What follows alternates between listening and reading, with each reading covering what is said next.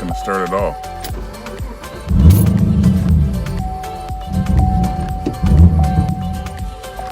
Oh. Okay, here she is.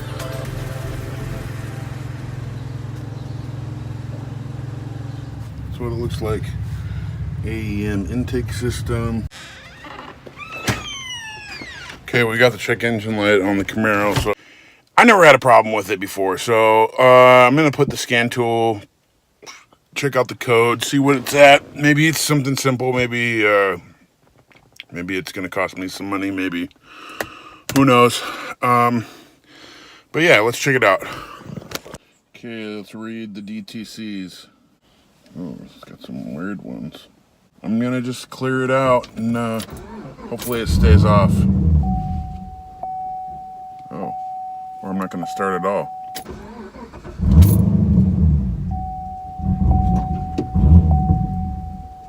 Oh.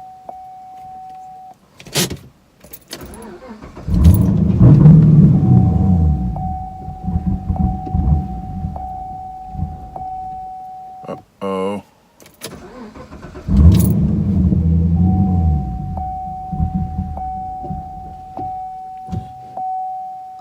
Huh. Hopefully it's not a problem with the fuel pump itself.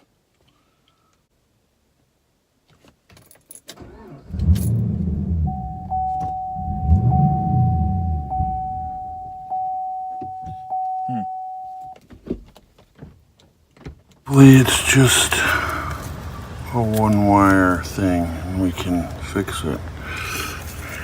Can't see it very well in this picture, but it looks like I'm gonna have to take the intake tube off. Okay, so at least we know something. We see something's wrong, so can assume that that's the issue, and we'll just have to make the repair and hope that fixes it.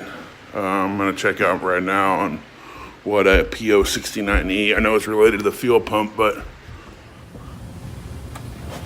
okay, so just an idea to get what you're looking at here.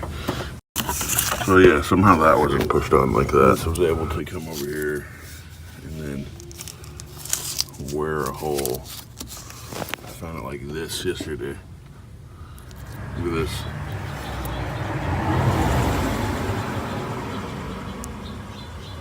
Looks like we may have cut through most of that wire. Hopefully we didn't pull this very much, because you pull these wires and the wires break inside the little sheath, plastic sheath, and then you have more problems than you want. And we can yeah, hopefully there's just, you know, one wire broken. I got some wire ties so I can hopefully get it to the point where I can just see if we can get it over here without too much hassle, and then we'll make a proper repair once we get over to the garage, or maybe we'll take it over to the shop and have someone solder it or whatever. But I don't know if I have the right stuff to get it done here, so let's see.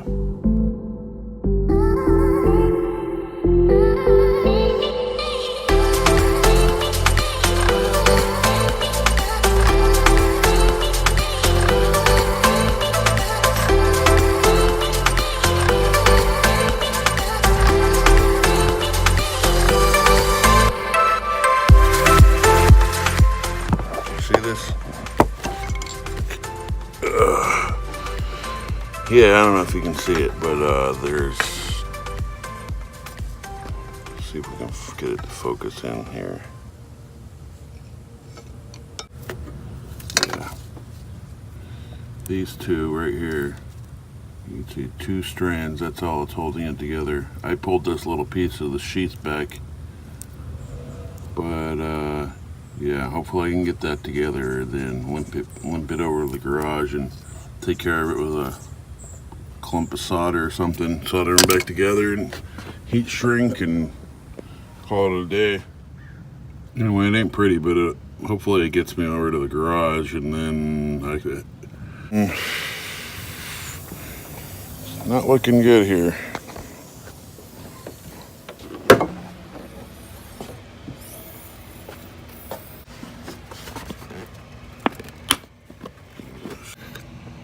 So I'm going to check this one. Mass airflow sensor. MAF. Number 14. Okay, 14. So that's pretty easy. Right here. 14 is going to be that sucker. Oh, look at that. They labeled it even for us. How nice of them. Kind of does look like it's popped already.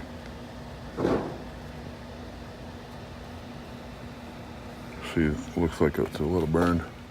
You get that. Okay, so that's the first thing we're going to do. We're going to replace that sucker.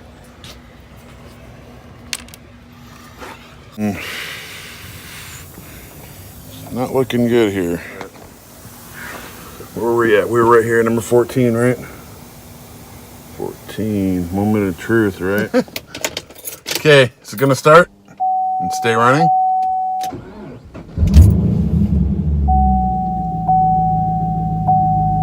Start right up. Let's try it again. Moment of truth. Yeah. All right. So let's check our check engine light. Oh, that'll be awesome if it was just a pop fuse and one wire. That would be great. Seems like we're not locked out of reverse anymore, so that's that. The one solenoid code is probably gone, I would imagine. The solenoid actuator for the lockout, for the reverse lockout. And yeah, so that's pretty interesting. Automatic. Yes. It's a Camaro. System selection. Engine control module. LS3. Manual trans. So skip shift, passed, and failed. And the fuel pump control module is still there. That code is still there. So maybe we had that before and we just didn't know, and it was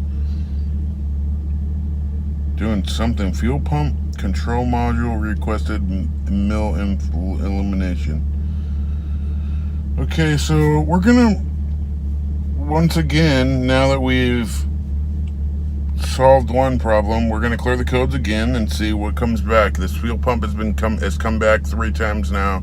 It should come back again, because I don't think that the fuel pump control module is connected to that fuse, but I could be wrong, and it could just still be in the history, so that's why it's still there. So I'm gonna clear.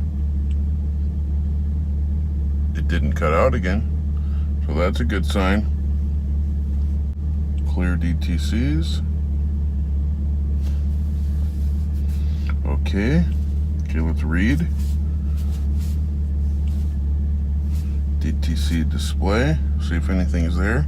Okay, so no, so it must have been related, because now that fuel pump control module that's been there a bunch of times, look, now it says, can you see? No trouble code, system normal. Great, so we fixed it. So we're gonna, we just butt connected those wires together. So what we're gonna do, we're gonna the 2 wires together. I'm gonna solder the joint of the strap, and I'm gonna heat shrink over, so that way the wires have some insulation. So that's gonna be the repair. I'm gonna get another 7.5 amp fuse, and I'm gonna have to put that 10 amp fuse back in the exploder, and yeah, that should be it. I'm gonna get into that code and see if it's possibly related. If it's related, then I can have a little bit of peace of mind, and I won't have to worry about it driving down the road. Or I got away some pretty minimal damage there. It wasn't that big of a deal. I mean, and look, it's The kids haven't even been to school for an hour yet. It's 9:18, so yeah, right there we're under the hour. If we were at the shop, we would have been able to look, diagnose, and fix this problem for probably an hour or 2 hours. Because I mean, it's the job is still not done. I'm still gonna have to solder the wire and get some heat shrink wrap, and you know, I don't have any of that in my garage. At least I can't find any in my garage. And yeah, so that's the way it goes sometimes. Sometimes electrical's super easy. Sometimes it's not. Sometimes it's a nightmare.